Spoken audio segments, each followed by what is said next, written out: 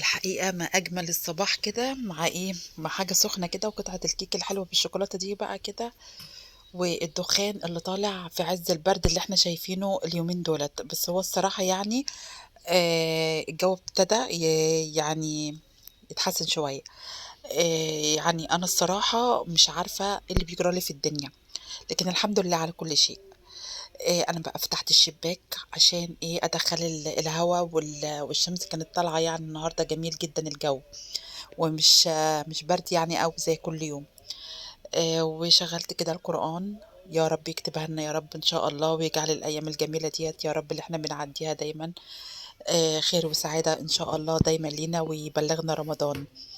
ويعدّي يا رب الغُمّة ديّة ويرفع عنا غلاء الأسعار يا جماعة، يعني حاجة فظيعة جدًا. عملت عيش عجنته وباجرّب كده رغيف يعني باشوفه اختمر.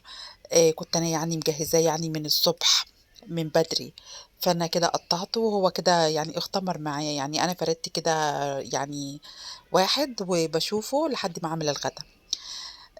نزلت بقى وعلى ما طبعًا العجين اختمر وكده، ونزلت بقى اشتريت يعني شوية طلبات وكده. مش عايزة أتكلّم بقى عن غلاء الأسعار. يعني كل سنة في نفس الميعاد بنحس كده إن الأسعار عِليت أوي في نفس الميعاد، وكمان لسه على دخلة رمضان. جِبت إيه، شوية السمك الحلوين دُولة وحسدوني عليهم.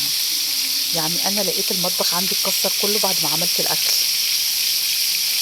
الأطباق طبقين 2 نصّيني اتكسّروا، و وعندي المجّات هيبانوا يعني أنا كنت نزّلتهم، بس أنا ما صوّرتش المقطع وهُم متكسّرين ولا لمّيت الحاجات.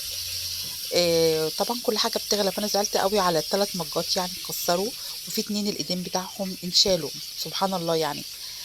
شوية السمك الحلوين دُولة جايين من النيل يعني. أنا كنت نزلت ورُحت عند حلقة السمك، فلقيت يعني هو ده كان جايبهم كده في شكارة كده أو شوال، اللي هو بيبقى الصغير ده الحلو مش المزارع. بسم الله ما شاء الله يعني كان طعمهم جنان جدًا، بس أنا يعني اتضايقت بقى على إيه، على المجّات اللي اتكسّرت والأطباق يعني، الحمد لله على كل شيء.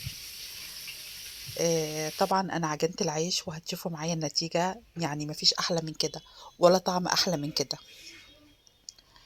يعني مش شرط إحنا بنشتري عيش برضه وكل حاجة، بس أنا باحب أعمل العيش عندي من فين لفين وأعينه في الفريزر، ويبقى عندي يعني لو أنا ما عنديش عيش أطلّع من دوّة برضه، يعني يساعد في ظل الأجواء اللي إحنا عايشين فيها اليومين دُولة يعني. ربنا كده يعافينا وربنا المستعان. والرز الجميل دوّة يعني بسم الله ما شاء الله شوية السمك دُولة وكان في شوية كمان في الطبق، يعني أنا كنت جايباهم كده على بعض.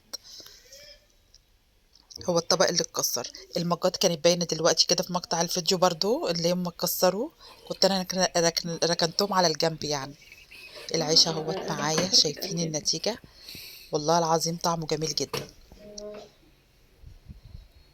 جرّبي واعمليه والنتيجة مضمونة 100%. كيس خميرة ومَيّة دافية بس، ومش هاقول لِك تحطّي بقى كيس لبن بودر أو كده لأ، هو يعني ما فيش أي حاجة، هو مَيّة ودقيق وحبّة سُكّر ورشّة الملح. يا رب كده الفيديو يعجبكم. وشايفين بقى يا جماعة والله العظيم يعني اللي مش هيحط لي لايك أزعل منّه. العيش أهوّة عامل معايا كمية كبيرة 15 رغيف، الكيلو، كيلو دقيق، 15 رغيف معايا. زي ما إحنا شايفين النتيجة روعة. اللي عايز بقى يشتري عيش ييجي يشتري من عندي. والله الواحد مش عارف يقول إيه، بس والله ربنا يعدّيها على خير وربنا يسترها يا رب.